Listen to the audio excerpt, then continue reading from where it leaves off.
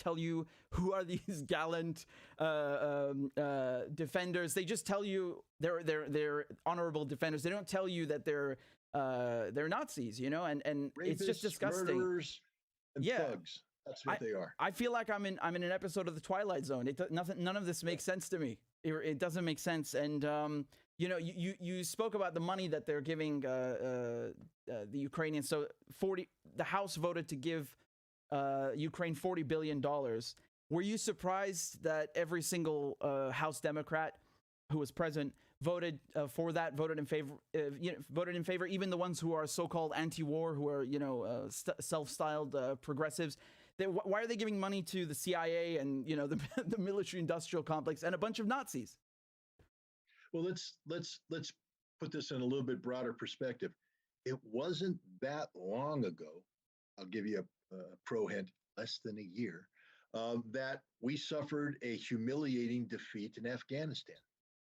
And we have a special inspector general for Afghan reconstruction who has authored several reports trying to explain how this happened. How did we spend 20 years pouring, more than $100 billion worth of aid into Afghanistan only to lose? And one of the lessons learned was that literally every single general officer who testified before Congress lied. And worse, every single member of Congress knew they were lying when they were testified to, but they went ahead and supported this because they had bought into a narrative of perception changing that existed in a fantasy world, not the reality on the ground. They refused to look at the reality on the ground. They ignored the corruption. They didn't realize that when we sent money to Afghanistan, it disappeared into people's pockets. It didn't accomplish what we wanted it to accomplish, even though we had an inspector general there. And so one of the lessons learned was never again. Congress will redouble its oversight. We will ensure we're told the truth by the military. We will never allow ourselves to be used again where passion overcomes reason. Less than a year later, they're passing a $40 billion spending plan without any reasoned debate, accepting at face value every single lie told to them by the military, by the government, by the Biden administration, just embracing that lie, pouring the money away. And now we know, thanks to Rand Paul, they refuse to appoint an inspector general because they don't want to know the truth.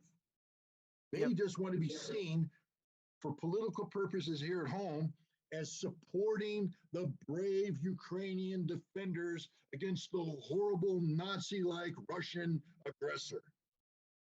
That's the story that's being pitched. And so politically, they're embracing that story, even though that story is so far removed from the truth that even a third grader could pierce the lies simply by asking some basic questions, which is why Congress won't allow any questions to be asked. No questions. Where are the hearings? When was the last time we gave $40 billion away without holding a hearing? We just gifted it to them. Gifted it. And we're gifting it to the single most corrupt, not the single most, but one of the most corrupt nations on the planet, one of the most corrupt nations in Europe, during a time of war where the level of corruption has gone through the roof. Right, yeah. So, what the heck is going on here? And as an American, you're sitting here going, I mean, look, if I were a college student, I'd say, hey, Joe, I could call you Joe, can't I? You're the president. I even voted for you, Joe. I bought into that progressive nonsense. What about student loans, Joe? What about student loans? You're sitting there considering $10,000 worth of forgiveness, but you're giving $40 billion away to the most corrupt nation on the planet. What about infrastructure, Joe?